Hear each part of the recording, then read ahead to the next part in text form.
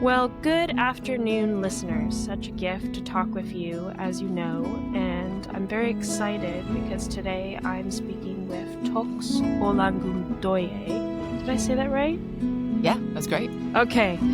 I always, my heart stops beating, right, as I pronounce names, and then it starts again. So she's an actress. She's a voice actor. She also has done a lot of advocacy work. But I was introduced to her acting through the television show Castle, which my husband and I finished, I don't know, a couple months ago. And I just loved her character. I have to be honest, my Thanks. husband thought your character was really annoying, but I didn't understand why. So we would watch the episodes and I'd be like, she's so cool. And he's like, why? And I'm like, I don't know. She's just really cool. I love her accent. I think she's like super like not, she's got like this shadow about her, but she also really cares and she's trying her best. And my husband was just like, they just put this character in for no reason. Like, I don't understand. And so it was funny. You were a source of conflict for some of that. But Okay. anyway, she's been in several television shows and films, and so I'm such a gift to get to talk with her. And she was just telling me before we started recording that she's doing a bunch of different projects, but she has some podcasts that are close to being out into the world. Can you explain, like, what, I know you said you have a couple, maybe talk about the one I know you were saying that is basically ready to go, but you're just waiting for the right moment. What is the subject matter? What is it that you want to talk about? So there are three different ones. There's a theatre company that I sit on the board for called the Blank Theatre, and we do a lot of great work. But one of the things that we do that's the best, I think, is the Young Playwrights Festival, which is hundreds of kids from all over the country submit plays, one-act plays, and we choose 12, and they get to be flown. Delta flies them to LA for us, and they get professional actors and directors and producers, and they get to be playwrights. And many of them have gone on to win Tonys and Emmys and be showrunners and writers on, for TV. And it's a great program. And so my contribution is to host a podcast for them. And we have tons of amazing actors who have passed through the theatre, or writers or showrunners. So there's quite a lot of big names that I get to interview, which is great. And we just kind of, actually, one of the last interview I did was with Seamus Dever from Castle. Yeah, it's a lot of fun. We just basically talk about our love of acting and theatre, and that's kind of how it goes. And I believe that's being released next month, that one. Yeah. And the name of it is the theater name, or? It's called The Blank Space. Okay. That's really cool. And are you hoping that this will encourage more people to submit? Not to submit, but to actually come and watch theatre at the Blank Theatre, and also to let actors who are new to the area know it's a great place to come as a new actor to LA to find a family. That's how I actually got introduced to Blank Theatre, was about 12 years ago. I worked on things with them on stage as an actor before I was before I was a series regular on a television show. And it was a really great place to be active and have kind of like a community when I first moved to LA. So I highly recommend. It's just full of really lovely people and a lot of people who have done well in the industry. Yeah. It's interesting because I was speaking to an actor the other day, and he's been in LA, he said, for 20 years. And he said that he just posted something recently on his social media about how LA has very few projects going on, like even less than before the strikes were going on, which was like huge. And he was talking about like the discouragement of it as an actor, because you're trying to, get, even if you've been doing a lot of different things, you just can't find, no matter how many times you're auditioning, it's like you can't get into the pool, or you can't, maybe you'll be in a pool for 1 second and then it doesn't matter because the next thing it takes another however long to audition for something else. And so for you, like you have really been blessed with a lot of credits, which is amazing, especially on television shows. Um, but do you ever find that, like, are you ever worried about losing that um, I don't think repetition? there's an actor alive that isn't worried about that. I would bet you that even Meryl Streep every now and then is like, could it end? Because it has for a lot of people. You know, you see tons of people who, you know, are very well known and they're working all the time, and then all of a sudden they disappear. And sometimes that's their choice and they have enough money or they want to be behind the scenes in some way. But sometimes people literally do just disappear, you know, Yeah. and it's just that, like, you know, they're not booking anymore. That can happen. So yeah, I mean, it's not an active fear. It's not something that, like, you know, I have nightmares about or anything. Because I mean, for the last 15 years or so, I have worked steadily. Yeah. Even through the pandemic, even though, you know, I worked steadily. So I haven't had to worry about that. However, the last year, it's been a lot less. And it's the first time in a while that I haven't been included on a show as a series regular or a very heavy recur.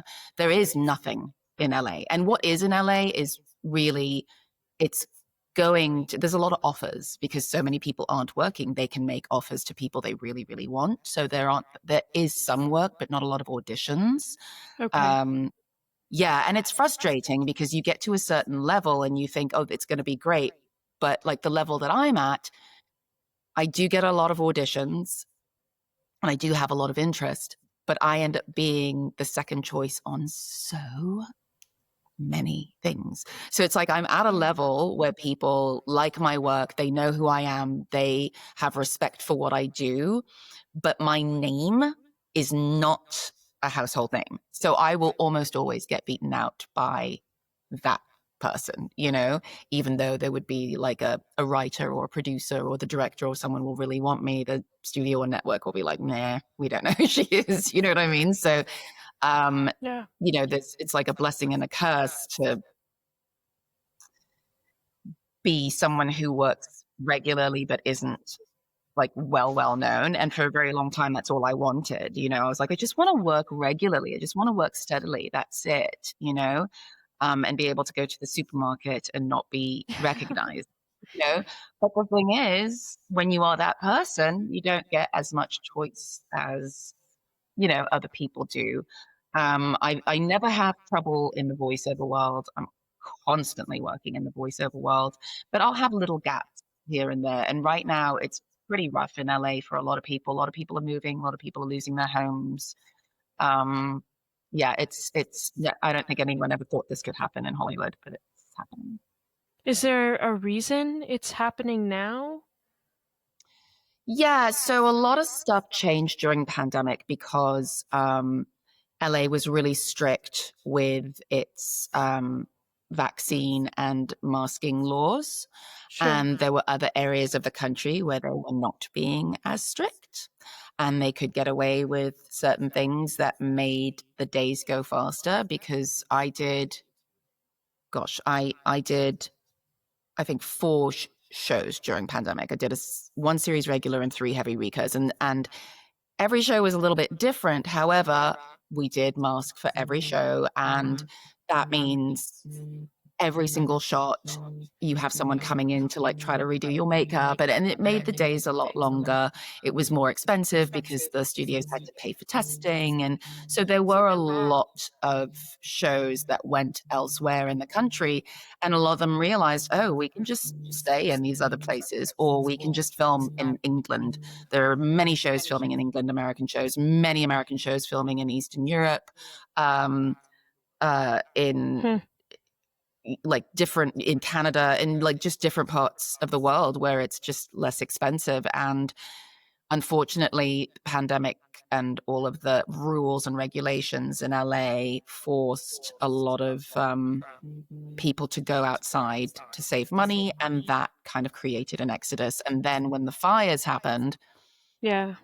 between air quality and fire insurance and all of that, people had to sort of postpone their their schedules, and they didn't want to. So a lot of them just picked up and went elsewhere. And that's kind of where we're at right now. And for the people who are willing to move, that's fine. But my husband doesn't work in the industry, and he has a steady job here in LA. And I've got a young kid, and I'm not really in a position to just pick up and move. And even if I was, I've been lucky enough to have 4 offers for series regulars in the last few months, but or the last year, but they were all in the South, and no offense to anybody in the South, but as a Black immigrant, and I would be moving there with my mother. My mother lives here, and with my mother is white, my husband is white.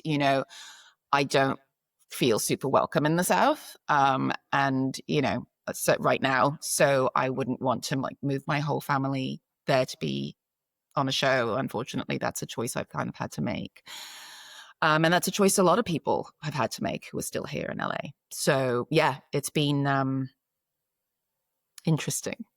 Well, I mean, even outside of the racial element that you mentioned, like, I mean, most actors are not rich, like super rich. Like, we always see on the news the people who are doing so well, like the 1%. Sure. So it kind of does set this bar of like, oh, this is how an actor must live. But most people don't have multiple homes and, all this stuff. Like, they just have, they have one location or they're invested in one community. And so, like you said, it's not so easy to just move everything if something's not going super well. Yeah, it's true. I mean, it also depends on obviously how you deal with your money. I'm very frugal, and I'm kind of a hippie and haven't bought new clothes in like 12 years. Everything that I have is secondhand. So you can make things stretch. But yeah, I mean, I've been series regular on a lot of shows. I've been recur on a lot of big shows. And people kind of think that that means that you make a lot of money. And you know, Black women in society in general don't make as much as most people. And that is very, very, very true in Hollywood as well. So, I mean, there are shows that I've been on where I know I'm making like maybe 8% of what the lead is making But as a series. I guess I'd ask because LA seems to be such a big proponent of like equality and advocacy work and like the importance of everyone being the same and equal. And it's surprising. I mean, I know that racism still exists because we're a fallen world and so things don't just go away.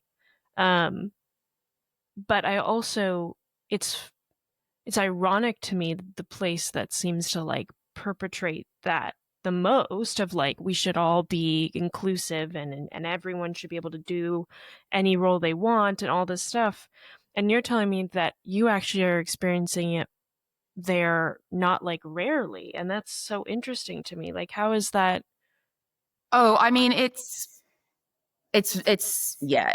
just the way it is. I mean, Gina Davis has the Gina Davis Foundation, which she started because of the inequity that she was seeing between men and women, and not only what they were making, but like you have a television show and it's 8 men and 2 women.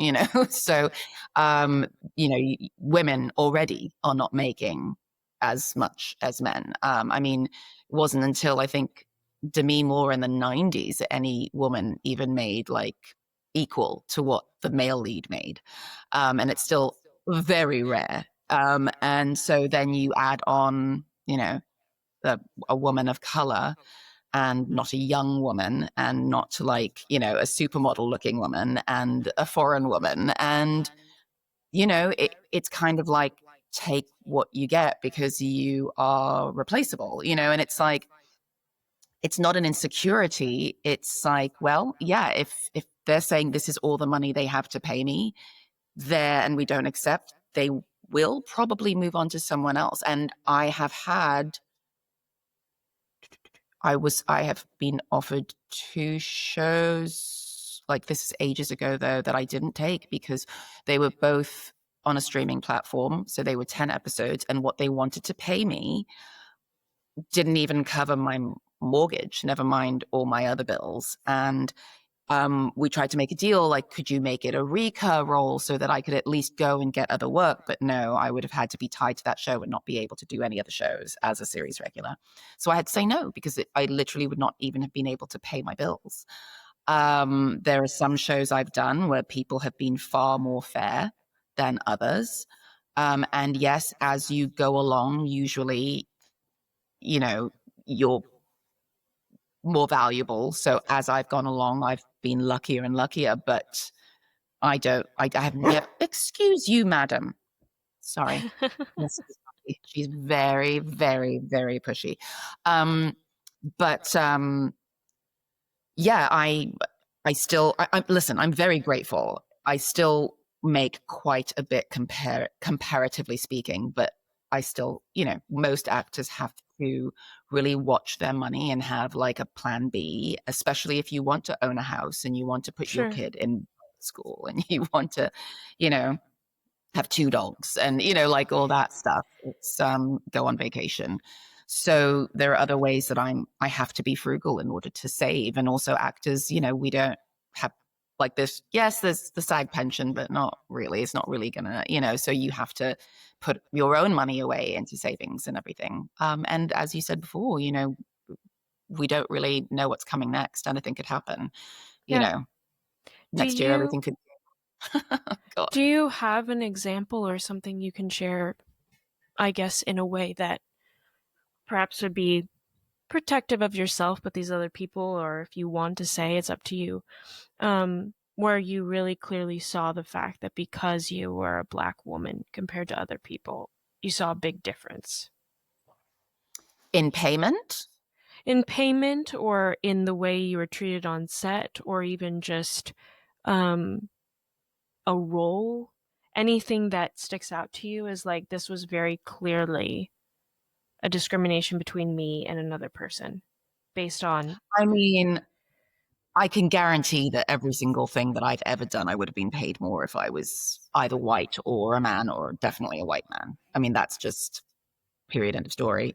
Um, Insofar as how I've been treated, no. I mean, listen, there have been like one or two people maybe on a couple of shows that, not actors, but other people on set who have definitely treated me some kind of way because dismissive. I don't see a black woman as on the same level as me. Absolutely. For the most part, though, I have been on some really great shows with some really great people. So I have never felt that. I don't think. I've never felt like someone was a certain way with me because I was black, except for those like a couple instances. One was a guy in the hair and makeup trailer, and the other was a member of the crew. But he was dealing with hundreds of people, so there's going to be somebody. Um, but yeah, no, luckily, and honestly, too, when it comes to payment, I should also say it's not really the network or your producers or director, anybody. Those people are not determining your salary. There's a business department, and they're the ones who determine salary. So Yeah. it's very separate. And like, and the reason why I'm asking this is because I want to understand, because I want to be honest with you, like the background I've come from and where I grew up, because I'm on the East Coast, and um, you know, a lot of individuals that I have talked to have said that things like when someone says, oh, if they're an African American woman or black woman, or and they say that they're not getting paid as much as a white woman, like there's not statistics that, there's a lot of people in my life that would say that that's like, where is that back up from? And one reason why I started the podcast is not because I want to um what's the word I'm looking for? It's not like I want to attack people. I want to understand more. And so I've been really blessed to be able to talk to more people, and I want it to be conversational and discussional because I want to be able to say, this is a safe space for you to talk about it, and I want to know and understand your perspective. Um, and so I think for my listening audience especially, I love to be able to give them just other perspectives to think about outside of their, what they're hearing or what they typically are engaging in conversation. And I think it's just good to do that. Um, and so when you're saying, like, for you, payment has been less, and that is something that several Black women have experienced outside of yourself, because I know you're from Nigeria, so there's that element too.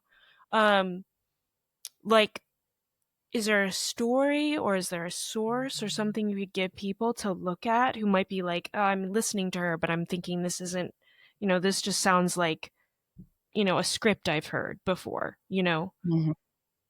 I mean, there are lists of what people have been paid on television shows that you can find.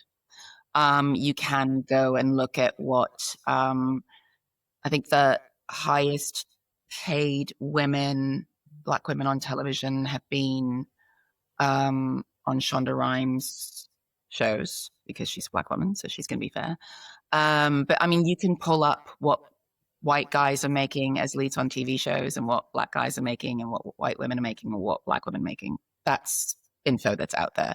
And you can see the disparity. It's right there. So that's just factual. And And it's regardless of fame status, like what your name is. well, I think that the more famous Black women are making more than someone like me, for Okay. sure. But you're never gonna, I mean, I don't know of any movie, TV show, anything like that where a Black woman has made even close to what the white men on the show have made. It Yeah. just, as far as I know, it doesn't exist. And people are more than welcome to Google it and look it up. It's right there. The numbers are right there. It's an actual thing. And the reason is that it's systemic and that Black people are less valued in this country. It's just a fact, you know? Um, there is a lot of data on that. There's a lot of data on how much Black women, Latino women, Asian women, Indigenous women make as opposed to white women or white men. That data is out there as well. And it is almost always less. Very rarely are you going to find something that's equal. I am saying very rarely. I personally I do not know of a situation where a Black woman has made the same as a white man in the same position. I'm Yeah. sure it exists. I don't know of it. Um, so, people can think what they want. They can think that, oh, Black people, this, that, the other, always complaining, blah, blah, blah, whatever. But it's just true. Like I am a Black woman who, when I was 8 months pregnant, had someone yell nigger at me in a parking lot when I was doing my grocery shopping. Like this stuff, it does. I have white men in my DMs all the time telling me this, that, the other, like, shut your mouth. We just want to look at you, blah, blah, blah. Like it happens. I used to be a temp when I lived in New York. I lived in New York for like almost 15 years. And when I was a temp, the way that people spoke to me when I first would start, like my first day, they would talk to me like I was a baby. I went to Smith College. I went to boarding school in England and Switzerland. I am incredibly intelligent. But on top of that, I'm here to tell you, most Black people we're pretty swift people. You look at inventors. I highly recommend people look up inventions and how many Black people have invented things. You wouldn't have a cell phone if it wasn't for Black women. You know what I mean? So it's like we're pretty swift, but we get spoken to as though we are dim. There are statistics on, and I do a lot of advocacy in health because I'm a breast cancer survivor. I had the type of breast cancer, by the way, that kills Black women most often, and it is the least it's the breast cancer that we know the least about because it usually affects women of color. I mean, I Hmm. could go on and on and on and on about how poorly we as people of color are treated in this country. Just a couple months ago, we were at a birthday party at a mall, and there was only one bathroom. There was a long line, so my husband went to the theater in the mall to use the bathroom. My husband is a white dude from Long Island, and I he was like, "Yeah, I went to the cinema and used it." I said, "Great." I went up. I was like, "Yeah, my husband was just here and said that you let him use the bathroom. Do you have a ticket?" No, but my husband said that he just like walked in and used the bathroom. Do you have a ticket? No, yeah, well, we don't let people pass this point if they don't have a ticket. They wouldn't let me use it. So, like, it happens all the time. And I'm not someone who picks it up and carries it with me. And when someone's like that with me, I just kind of shrug my shoulders and move it along because I'm not, whatever I say to that person is not going to change them that day. And I'm going to just be polite and move it along because I don't want them to be able to be like, Black women are always so angry and aggressive. So, but it's something that we all deal with, on a regular basis. The one thing that I will say about almost every single set that I've been on is that people treat me differently once they realize that I'm on the call sheet. I will say that. The people who are like kind of around, including other actors, including like background or guest actors, will be a little dismissive until they realize, oh, she's on, oh, hi, so I don't know if that's just the way that person is, but I do suspect it has something to do with being a person of color. And I don't let it get in my way. And it's not something that I harp on or get upset about, but it's a reality that I have to negotiate and be aware of so that I can, walk through this life with um, expectations that can be met so I don't get upset. I have a Black son to raise, so I have to make sure that he walks through this life in a way that's going to keep him safe. And yeah, so I am very well aware. I am related to a lot of white people who think, oh God, there she goes again. She's talking about statistics. My God, whatever. Just, you're fine. But you have to understand that, I mean, even if you look at the if you look at the amount of Black people who were on television, in the 50s and 60s, you can see right there how much racism there was and how big of a deal it was when we finally had Black actors as leads or Black actors who finally would win awards. I mean, it's no mistake that, people of color were snubbed for decades when it came to awards, and then all of a sudden they're like, oh, shoot, yeah, we've got to consider some of the Black people too, some of the Asian people, some of the Indigenous people. I mean, still, if you look at the Indigenous population, they are actually they're the most downtrodden people on this country's land, which is really infuriating because it is technically their land. And they are the most likely to be killed, and the case is left cold. The women are the most likely to be raped. They are the most likely to not get jobs, to be the lowest paid, to not get roles on television, to not get jobs. It it happens, it's real. And until people acknowledge that it's real, it won't get much better. And the fact that people won't acknowledge that it's real goes to show how racist this country is. That people don't even want to look into statistics, that people don't want to have the history of anybody who's a person of color taught in schools, that they're so threatened by that no, I don't want my kid to know that. Why don't you want your kid to know that? Because you don't want your kid to know that their ancestors did horrible things. I mean, don't you think it's better for everybody to know the truth so that we can all like move on and learn from it? You can't learn from things if you don't know what happened. So I mean, just looking at the fact that we can't even teach proper and real Black history, or Latino history, Hispanic history, Indigenous history, Asian history. Huh? We can't, Madam, I'm trying to talk about something, excuse me. You know, that is completely unfair. You cannot tell me that there is equality when in schools that are educating all of the children, a majority of the children, because when you put all the minorities together, they are a majority over the white children in the school.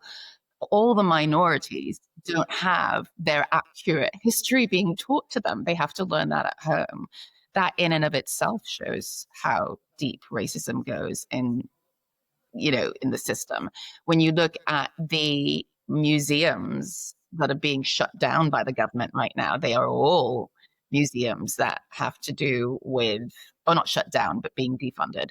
They are all museums that have to do with Black history, that have to do with Indigenous history, that have to do with people of color.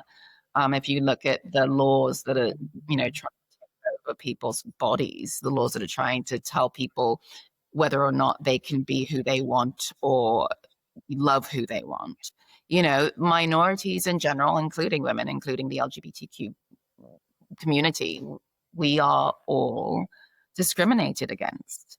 It's just real. It's just true. And I never really saw privilege so clearly as I did after I got married and I lived side by side as an adult with a white man.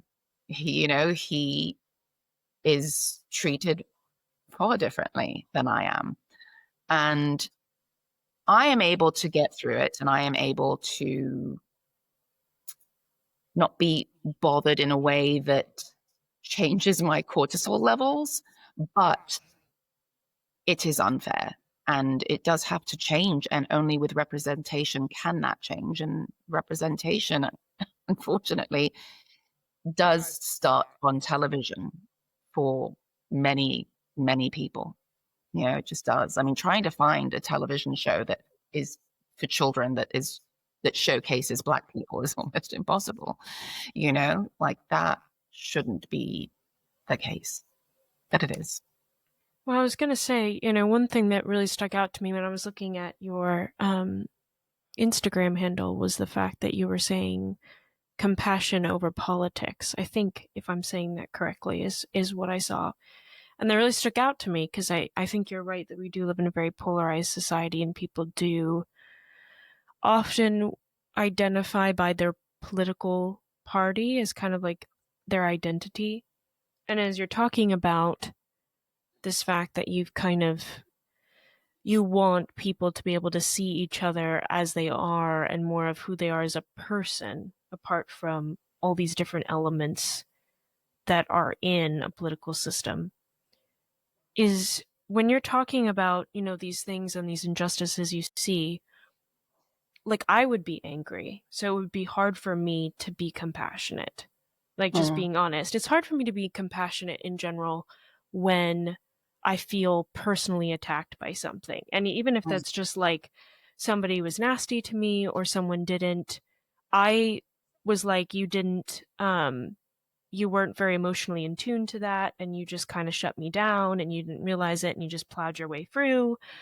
Um, and I can find myself just really quickly losing that sense of dignity and compassion for other people if I feel like they're losing it for me.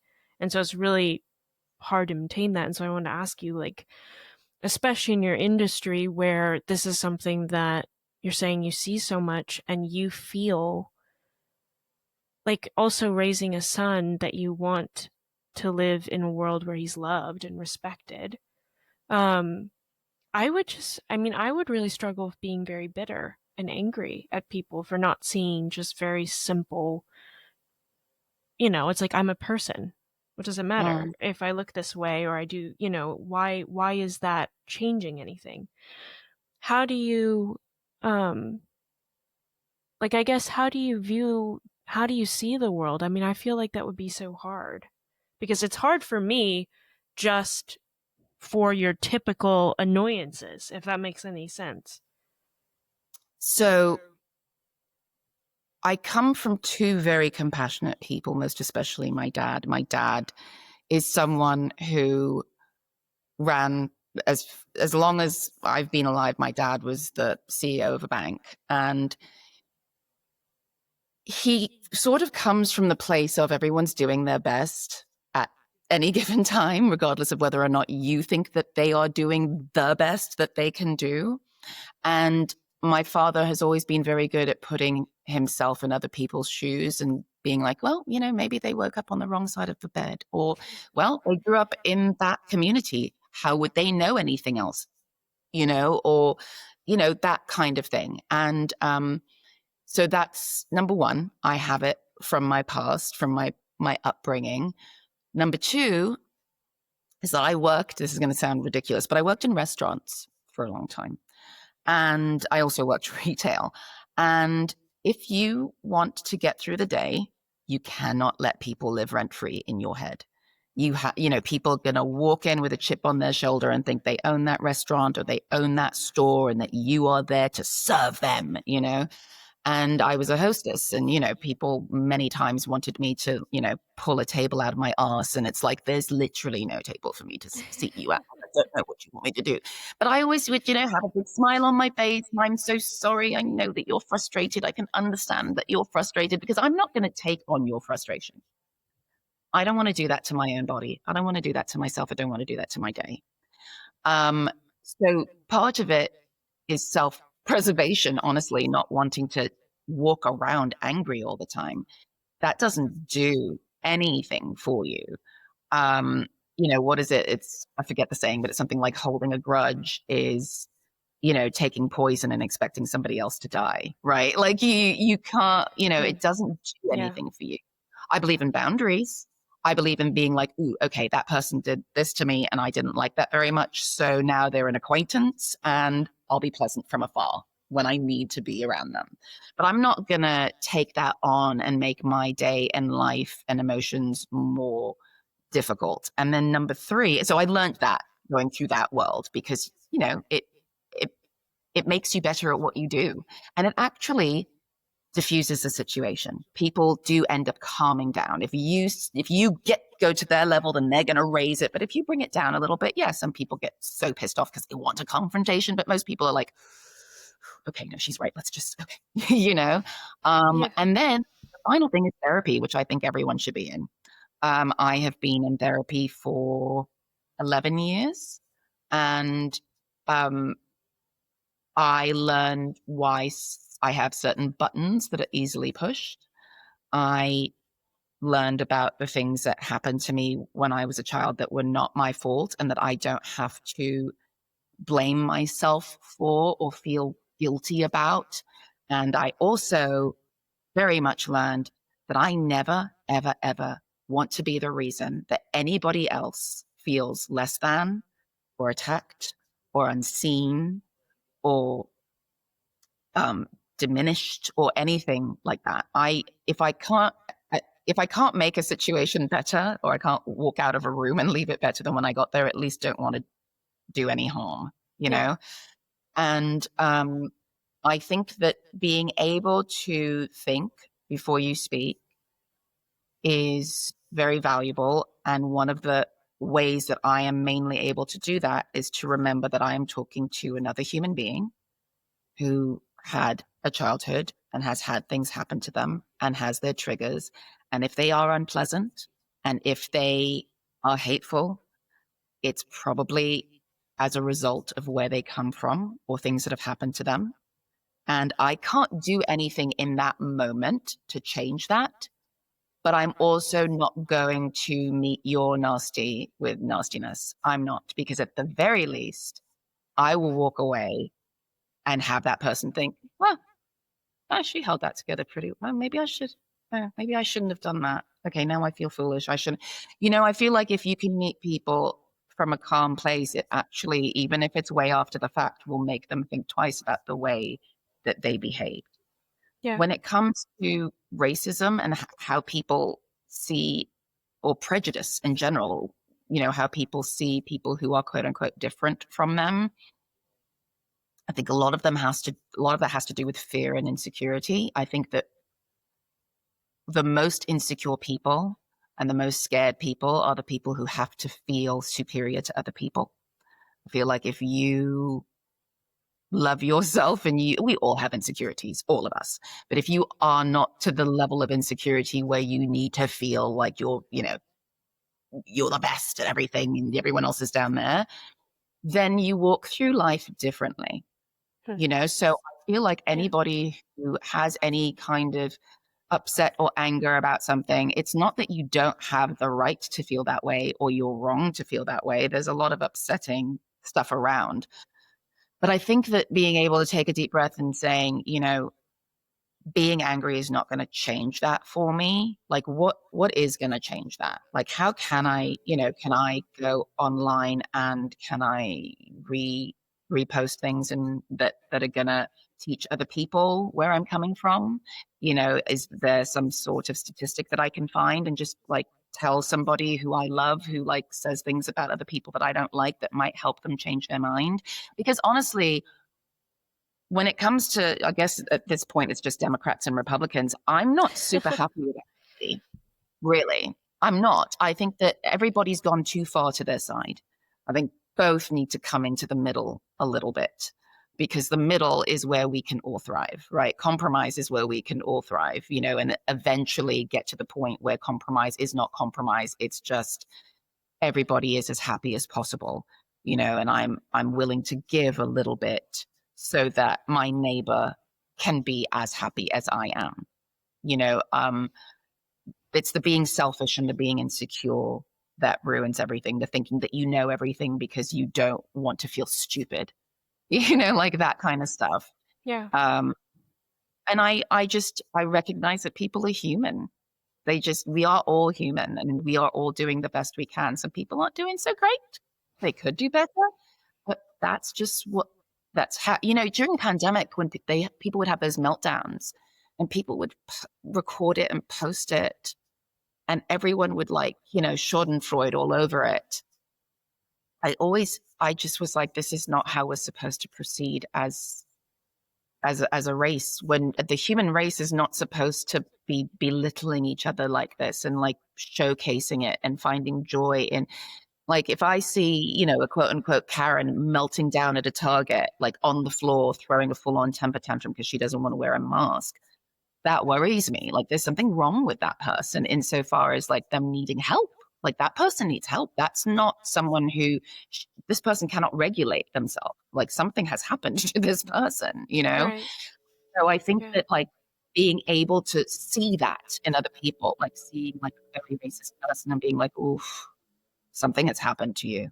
Something bad has happened to you. So, you and I are not going to be best friends, but I'm also not going to come at you. I'm going to try to find some other way to put information out into the world that will hopefully impact somebody like you for the better, you know? Because when we just start fighting and raging and like the rage baiting on social media, if there's one thing that I could recommend to anybody who's on social media right now, it's please curate your feed so that you don't fall into like rage baiting because it's just going to make your day worse. It's just going to make your day worse. We need to try to, I'm not saying ignore what's going on, but don't fall into the deepest hole where you're upset all the time. It's not worth it. It just No, isn't. yeah, I agree with you. I mean, I've had my own, the last, I don't even know how long it's been. Maybe the last few months, I don't know. There's been so much hard stuff happening and it's been very easy to be very I think one day like I was just so anxious um and near tears and my husband just said, you just need to take a break. Yeah. And like the interesting thing is when you do shut it off, it's not like it doesn't matter, but it does give you perspective because there are Yes. moments where, with the news or whatever it is, everything is very much like very present, like immediate, like, the end of the world kind of feel. But when you step away, you can go, okay, I can look into this more on my own time, in my own timeline, and I can not be so caught up in the frenzy of must act now, which is, fear based, and that's really hard. And not always the best decisions often are not made when you are in that, state of mind. Um, but I did want to ask you, I mean, being a breast cancer survivor, because, that's one of my fears. I mean, there's breast cancer in my family. My grandmother had it. It was very hard for her. Um, and I have several women in my life that I'm close to that went through it, and it's not something they want to go through again, but it's something that they're glad they can tell their people and be an encouragement to them. It's not like, they'd much rather not know about it. But I had one woman I was just talking to the other day who told me that she's had people, she had to have a mastectomy for her, for what happened. And she's had individuals like feel like they had to say something to make it feel better. Mm. And she's free, cancer free as of now. But she was talking about how, like, people would say, well, I can understand, what you went through because I've had a breast reduction, or I've had some sort of surgery. And the person, she's similar to you, said, there's times to speak and there's times not to. And that's just kind of the time where you just, you don't say anything, especially if the person's not super close to you. But she was saying, like, it's not something you can understand unless if you've gone through it. Um, because it's not by choice and it's very difficult. And so I was going to ask you, like, on top of, you're mentioning the trauma and the therapy, which is encouraging to me because I've been in therapy now for 6 years and I thought that was a long time. So I'm really happy that I can keep going and still feel like I can keep doing that. Yeah. um, but I wanted to ask, like, did that affect too how you see the world? Because I would think going through that much pain, I mean, you could either be very bitter and angry, and I could see why, because it happens and it's not something like you were punished for, like you did, but it can feel that way. Or did it help you have more compassion on people because you suffered? Um, I the compassion came quite a while ago. I've always been a very sensitive and compassionate person in general, but I used to also be very, um, it was easy to push my buttons because I felt very unseen and ignored. And I was a very strange child and I was picked on and bullied. And there was a lot of anger from that. Um, but I will say, I've always had this belief that when it comes to stress or the feeling of loss or the feeling of, having been ill or anything like that, you know, someone could lose their grandmother's earrings and have the same sort of breakdown that somebody has when they find out a loved one is sick. That is possible. So I don't necessarily feel like there's a hierarchy in like what is a bigger deal or a smaller deal or whatever. It depends on the person and how the situation affects them. So, a breast reduction might have been very traumatic for somebody. You are messing with your body, and not messing with your body, but you have to have something done to your body that is traumatizing for your body. And even listen, my kiddo gets like a paper cut and he thinks he's dying, and in that moment, it's valid because he's a wee guy, and so to him, that's a big deal, and I have to honor that and respect that, not in a way where he's going to be like that when he's 35, but in a way where it's like, I see you, honey, and I know that you're in pain, and I'm really sorry this is happening to you. Um, I I did my priorities did change quite a bit. What changed the most for me was how I see myself in the industry. Hmm. My worry over how I look completely went away. I don't care anymore. I was hired on Frasier, I think 2 weeks after chemo. I looked the absolute worst I've ever looked in my entire life, and I still got a job. Um, and I will say the highest I've ever been paid in my life. And yeah, very fair group. And I was so grateful to just be able to show up and do what I do. I wasn't worried about whether or not I was doing a good job. I was like, you know what, I'm good. I'm good. I'm in good hands. The showrunners, the director, someone will tell me if it's not good enough. It's fine. So all of these worries and like, oh my God, second thinking everything and blah, blah, blah. I have stopped doing that completely because, even if you're a co-star and you have one line, 500 people probably auditioned for that and you got it. So it's your time, it's your space. Enjoy it, take that on, take the time you need. If you need another take, you ask for it. They say no, that's fine. But, worrying about all this teeny tiny little stuff that seems so big, at the end of the day, it's not. Celebrate your successes instead of trying to figure out what else is wrong, right? Yeah. There's that. But the thing that I thought of the most when I was ill was that I had a very supportive husband and childcare and family that was flying in to see me and a best friend who was flying in to see me and, take care of me. And I had a job where everybody was taking care of me. And um, there are women out there who are the single mother of 4 kids who are getting this disease and have no help or maybe terrible health insurance or whatever. And I realized how very fortunate I was. And that's why I do the advocacy work I do.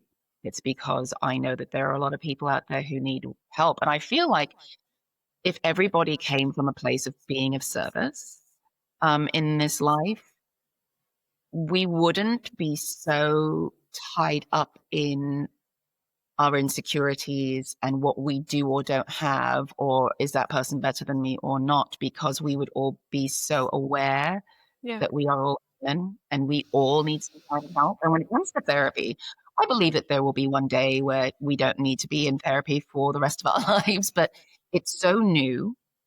And we used to be beings that spoke to our elders and got wisdom from our elders, and we don't do that anymore. Um, we are only now learning how to gently parent our children and respect them as human beings, which allows them to be raised without shame and guilt and the types of insecurities that some of us were brought up with, which then creates healthier, emotionally healthier people. Yeah. Um, and, if you have never worked out a day in your life and you want to start working out, you get a trainer and you might have that trainer for 10 years. It's the same with a therapist. You need the therapist to help you figure out what's going on and what tools you need in order to walk through life with less anxiety and less depression and more compassion for yourself. And that's another thing. I believe that the angriest people in the world are the people who are angry at themselves for some reason or dislike themselves for some reason. So that just means you've got some stuff to work out. And guess what? We all do. We all have stuff to work out every single day. Um, I I was in the same position as you. I've lost many loved ones to cancer, and I was scared my whole life to get cancer. And when I finally did, I was almost relieved because I was like, okay, now I know which kind it is. Let's get rid of it. I had 6 surgeries. I did chemo, because it was triple negative, so I did some pretty nasty chemo. I had double mastectomy. So I did pretty much everything that you could do except radiation. I do not want it to come back. Please, dear Lord, no. But there were some silver linings. And this is what I will say to people who fear getting cancer or fear any big fear that you have. It's going to happen whether you worry about it or not. Whether you worry about it or not, it's going to happen, right? Like if it's supposed to happen, it's going to happen. Yeah. So worrying about it is a waste of your energy. It's a waste of your time, and you are being unkind to yourself. Just try to compartmentalize it as much as you can and be like, listen, if this happens, I've Yeah. got a plan. My plan is I'm going to go to a specialist and I'm going to get a treatment plan. And guess what? These days, as long as you are going to your doctors regularly and you're checking yourself and you're making sure that you're on it, with early detection, you might be going through a little bit of a rough patch with surgeries or medications or whatever, but you will survive it. You will get through it. You will come out the other side and you will be fine. So just know that if it happens to you, and it may not, if it happens to you, you'll be okay. You'll have to go through a rough patch, but you'll survive it. You will be okay. There are things you can do. There are places you can go. There are things you can take. So if it happens, you will be fine. Just make sure you're taking care of yourself insofar as, eating as healthily as you can, exercising as much as you can, but also your checkups. Listen, I was the healthiest person in the world. Didn't drink, didn't smoke, didn't do any drugs, exercised every single day. I'm vegan. I still got cancer. Right? Yeah. I know people who smoke their whole friggin' lives, healthy as a horse. It's like, so worrying about it is like, you're not doing yourself Yeah. any favors. Do what is in your power to do and leave the rest up to the future. It will come to you, right? The future will come to you as it comes to you. You do what you can, but the rest, you just leave it up to the universe. And then when it comes, you deal with it, right? That's it. And you will be able to deal with it. You have to remind yourself how strong you are. And you have to remind yourself, hey, I've been in positions before, I've had to figure out what to do. And I did it. And I'm here. So it's the same thing. It's the same thing. And these days, there's so much research being done that literally every week there are new treatments and new preventative measures. Literally, I mean, just the way that they do reconstruction Oh has yeah. changed in the last 2 years since I did mine, Yeah. for the better. So, it's very scary to have people in your family that have had it. If you can afford to get genetic testing, get genetic testing.